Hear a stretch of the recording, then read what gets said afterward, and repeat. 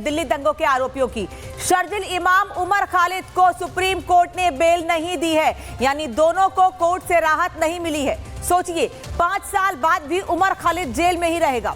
वो आरोपी है जो दिल्ली दंगे को भड़काता है, भारत के टुकड़े टुकड़े की बात करता है, देश विरोधी साजिश करता है। जमानत न मिलना ये बताता है कि ये इस दंगाई के खिलाफ कितना बड़ा सबूत है।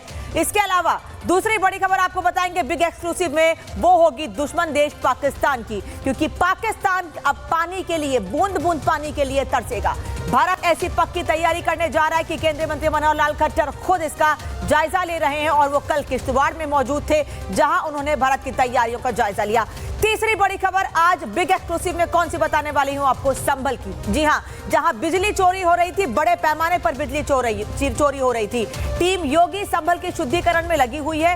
कानून विरोधियों पर पल पल हंटर चल रहा है। बुलडोजर एक्शन के बाद अब बिजली चोरों पर स्ट्राइक हुई है। इसका मोर्चा खुद संभल के डीएम और एसपी ने संभाला है। रात के अंधेरे में बिजली चोरों का हिसाब हुआ है।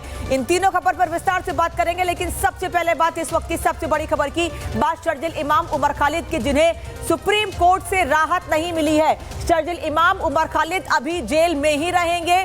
कोर्ट में जमानत लगाई गई थी और ये कहते हुए जमानत याचिका लगाई गई थी कि ये लोग 5 साल से जेल में बंद हैं। घर में कुछ फंक्शंस हैं, जरूरी फंक्शंस हैं, प्रोग्राम है, उन्हें अटेंड करना है, लेकिन कोर्ट ने साफ कह दिया कि ये वो लोग हैं जो मास्टरमाइंड थे दिल्ली दंगों के, इसीलिए इन्हें फिलहाल कोई राहत नहीं मिलेगी। उमर खालिद, शर्जिल इमाम को जमानत नहीं मिलेगी। सुप्रीम कोर्ट ने जमानत याचिका खारिज कर दी है। यूएपीए के तहत दोनों पर अभी केस चलता रहेगा। दिल्ली में दंगा कराने में दोनों की अहम भूमिका रही है। सुप्रीम कोर्ट ने जमानत याचिका दोनों ही आरोपियों की खारिज कर दी है। उमर खालिद, शर्जिल इमाम के खिलाफ पुलिस के पास पुख्ता सबूत है और उन सबूतों को कोर्ट के सामने पेश किया गया। दिल्ली दंगे का आरोपी उमर खालिद, शर्जिल इमाम को जमानत देने से सुप्रीम कोर्ट ने साफ इनकार कर दिया है और उमर खालिद, शर्जिल इमाम की जमानत याचिका खारिज कर दी गई है। हालांकि 5 अन्य आरोपियों को 12 शर्तों के साथ जमानत दी गई है। सुप्रीम कोर्ट ने कहा कि यूएपीए के तहत दोनों पर अभी केस चलता रहेगा, यानी आने वाले कई महीनों तक इन दोनों को कोर्ट से कोई राहत नहीं मिलने वाली है। ये कोर्ट में जमानत की याचिका भी नहीं लगा सकते हैं, यानी ये साफ हो गया है कि शर्जिल इमाम और उमर खालिद फिलहाल अभी जेल में ही रहेंगे। सुप्रीम कोर्ट ने कहा है, क्या कहा है बताती हूं आपको। उमर और शर्जिल इमाम को फिलहाल बेल नहीं मिलेगी, यूएपीए के तहत केस चलता रहेगा। सुप्रीम कोर्ट ने साफ कह दिया है। उमर खालिद, शर्जिल की दंगों में भूमिका थी, कोर्ट ने यह तय किया, एक बार फिर टिप्पणी की है कि इन दोनों की दंगों में भूमिका थी, इसलिए फिलहाल इन्हें कोई राहत नहीं मिलेगी।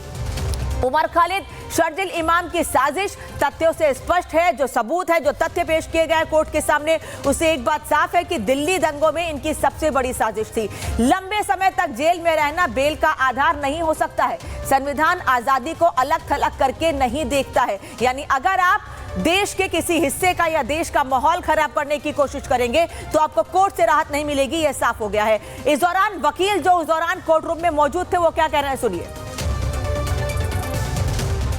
5 लोगों को 7 में से बेल दी है सुप्रीम कोर्ट ने।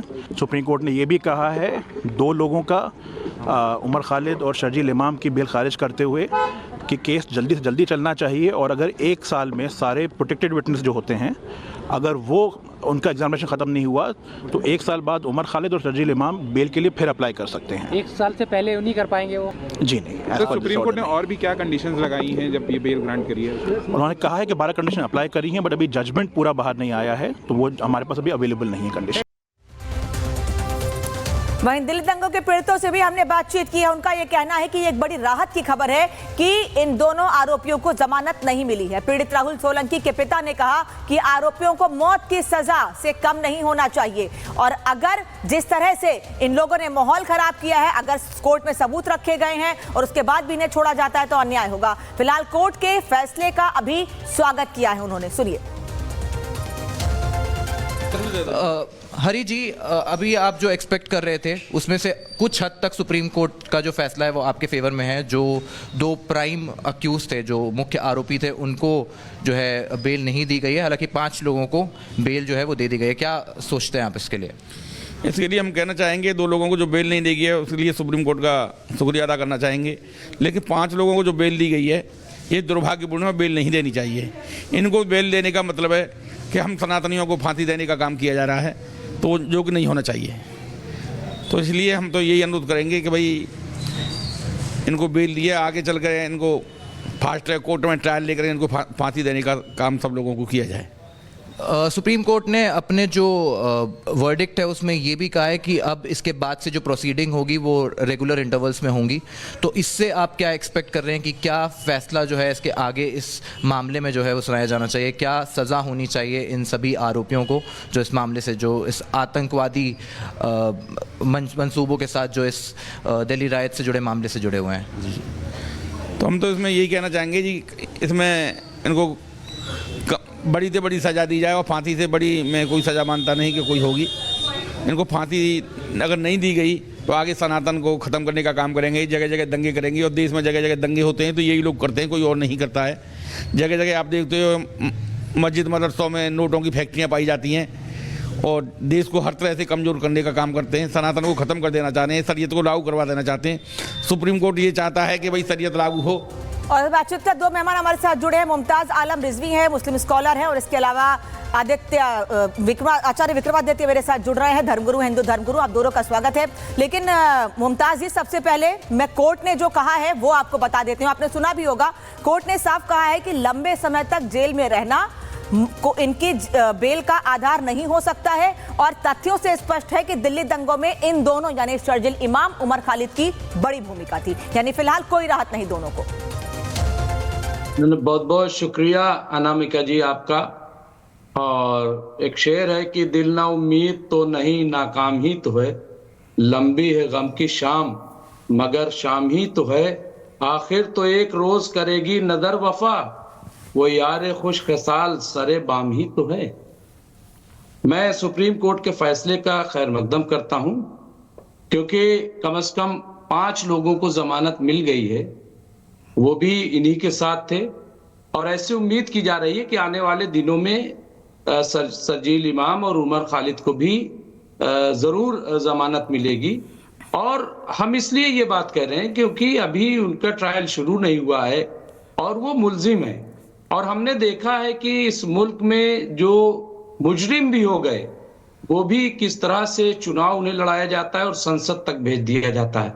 तो बहरहाल ये डेमोक्रेटिक कंट्री है और हम अदलिया पर हमें पूरा भरोसा है, हमें यकीन है, और हमें यही है कि बहुत जल्द इन पर भी फिर से सुनवाई होगी और ट्रायल होगा, और इन्हें भी जो जमानत मिलेगी, ये भी अपने घर को वापस आएंगे। अच्छा। और जो लोग साजिशें कर रहे हैं उनके चेहरे जरूर बेनकाब होंगे, इसमें कोई दो राय नहीं है। हमें पूरा मैं आपको बता दूं अनामिका जी, अपने अदलिया पर, अपने सिस्टम पर यकीन है, भरोसा है। और आज 5 लोगों को जो जमानत मिली है वो भी कम बड़ी कामयाबी नहीं है। मैं समझता हूं कि एक बड़ी कामयाबी कह रहे हैं 5 लोगों को जमानत मिल गई है, इन दोनों को भी मिलेगी। उम्मीद बांधी हुई है और कोर्ट पर पूरा भरोसा है। कोर्ट पे भरोसा करना पड़ेगा क्योंकि कोर्ट तथ्यों के आधार पर बात करता है। लेकिन कोर्ट ने यह भी तो कह दिया है ना कि तथ्यों के आधार पर यह स्पष्ट है कि इन दोनों की महत्वपूर्ण भूमिका है। 5 लोगों की थी नहीं थी वो कोर्ट ने तय किया है, 12 शर्तों पर जमानत दी गई है उन लोगों को, लेकिन इन दोनों की बड़ी भूमिका थी, आज इससे यह तय हो गया है।